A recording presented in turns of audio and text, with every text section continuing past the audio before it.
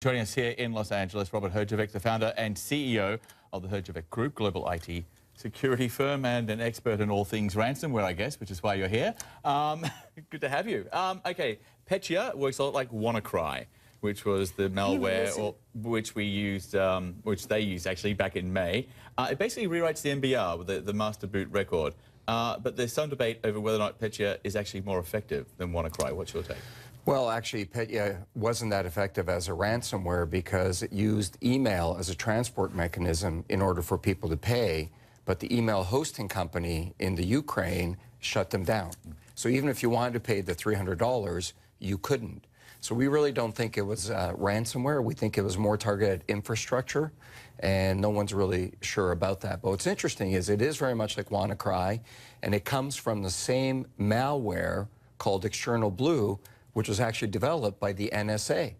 So believe it or not, it was the American government who had created it. This is the information they got from the hack, that huge hack that the huge hack that did the NSA. It was a group called the Shadow Group that actually broke into the NSA, took the virus and tried to sell it initially, but couldn't, and then just released it to the public. Okay, but there was a patch for that in April. We had companies today, even like Maersk, confirming, the big shipping conglomerate, confirming that they were attacked today. Why? They've all put in the patch, surely. 60% of the attack that we know right now, we've been working on this all day with our threat group. What we know right now is that 60% of the attack was in the Ukraine, and the Ukrainian government's confirmed that. 30% was in Russia, and there were some companies affected in North America, especially hospitals. And you're right, there was a patch that was actually released a year ago, and there was a new patch released in March of this year. What's interesting about Petya, though, is it's different than WannaCry in the sense that if you have a single system that wasn't patched, it would bring down your entire network again. One little tiny flaw. One little server somewhere in your network. And because it uses something different than WannaCry, it uses Windows Messenger, which is the control module that you distribute, and it can bring your whole network down. Okay, we've been talking about Ukraine. Ukraine's deputy prime minister tweeted out a screenshot of his computer, which was infected. And it's interesting because 60% of the computers were affected, at least initially, were in Ukraine. 30% were in Russia. The initial suspicion in Ukraine was that this was some kind of Russian cyber attack, but that hasn't been proved. So the question is, well, the other interesting point to that, to your question, is, do you know why it's called Petya? It's actually a town in Russia which was made famous. It's also called GoldenEye because of the James Bond movie. Okay. So there was this whole suspicion that it was the Russian hacking group doing it. Well, then why Ukraine? Who knows? Infrastructure, utilities, we heard that a lot of utilities were brought down. A lot of this stuff, you don't know the effect until later on.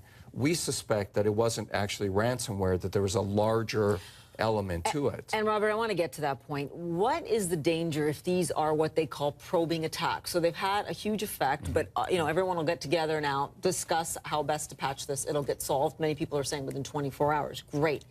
What is the danger here? What could they be probing for? Yeah, the average company that has a breach has been infected for about 6.5 months before they realize that there's been a breach. And so the danger in some of these things is they're probing for information, utility information, government information, financial information, cyber terrorism, espionage. I mean, let's not forget that this tool was originally invented by the NSA for cyber espionage. Which worked quite effectively in Iran.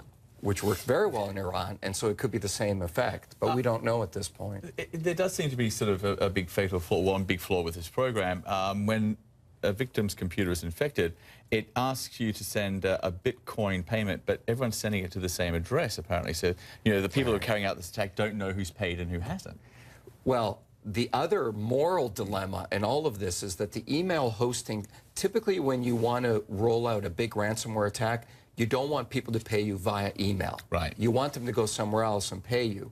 When you use email, the hosting company can shut you down, which is what happened here. So they got about $7 grand, I think, right? Yeah, they only got $7,000. We should never underestimate how good the hackers are.